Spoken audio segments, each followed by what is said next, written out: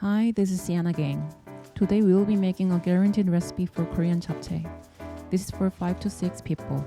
I'm having a potluck at my friend's place for the Lunar New Year. Japchae is very simple to make, but it requires a lot of prep work for vegetables. So I'll get right into it. Japchae is a Korean traditional dish that you will most likely see in every Korean household during the holidays. Yes, I know this is dried mushrooms. You may think otherwise, but it is. It is in fact one of my favorite mushrooms called wood ear mushroom. First, we'll let the mushroom soak in cold water.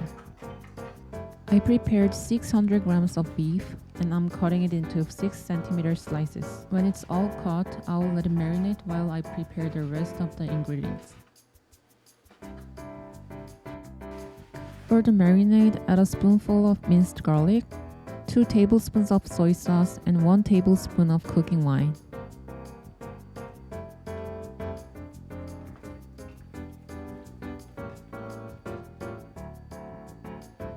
Now let's cut all the vegetables but spinach into thin slices. I sliced 1 onion, 1 yellow bell pepper, and 2 shiitake mushrooms.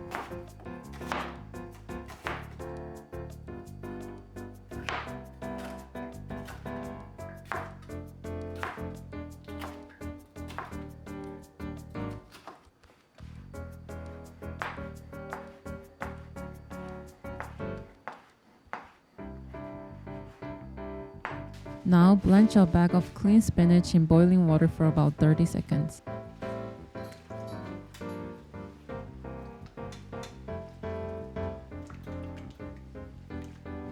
Take the spinach out into cold water and get as much water out as possible. Add a pinch of salt and half of a tablespoon of sesame oil. I know it's huge now. Pour out the water and try to cut out the hard parts of the mushrooms. Sometimes the center part of the mushroom is very tough to chew. You should be able to feel those parts with your hands. Like other vegetables, cut the wood ear mushrooms into edible sizes. When done with all the preparation, add oil to the pan and preheat it with medium-high heat. Start stir-frying all the vegetables separately except for the spinach.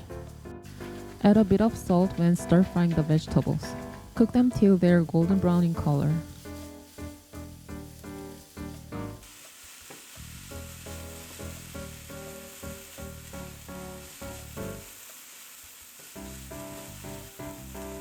Stir-fry both onions and bell peppers with a pinch of salt.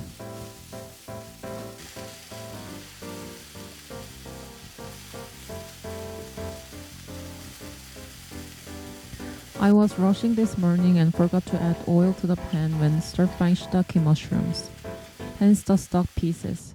When you're done stir-frying all the vegetables, now we'll cook the beef we prepared.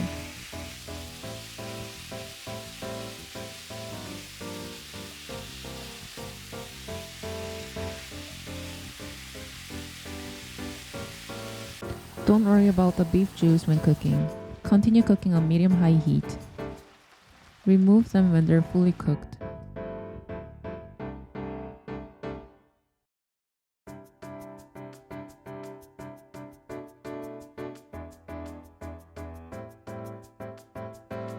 At last, I'll be cooking the noodle for japchae. The noodle used for japchae is made of sweet potatoes. In Korea households, they all have different methods and duration when cooking the noodle. After trying many different recipes, I think cooking the noodles straight in boiling water for 8 minutes is the best way.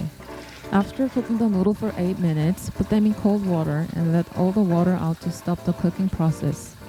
For the final seasoning of japchae, I will add 6 tablespoons of dark soy sauce and 4 tablespoons of oligosaccharide. If you like your japchae sweet, make the ratio 1:1. You may think it's going to be very salty, but it won't, because we haven't seasoned the noodles yet. When the soy sauce mixture starts to boil, I'll let the cooled noodle.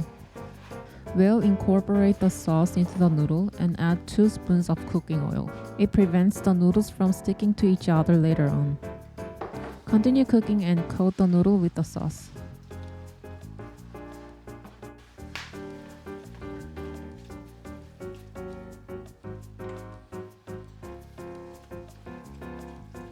When the noodle seems to soak up the sauce well, take it off the heat and add all the vegetables and beef.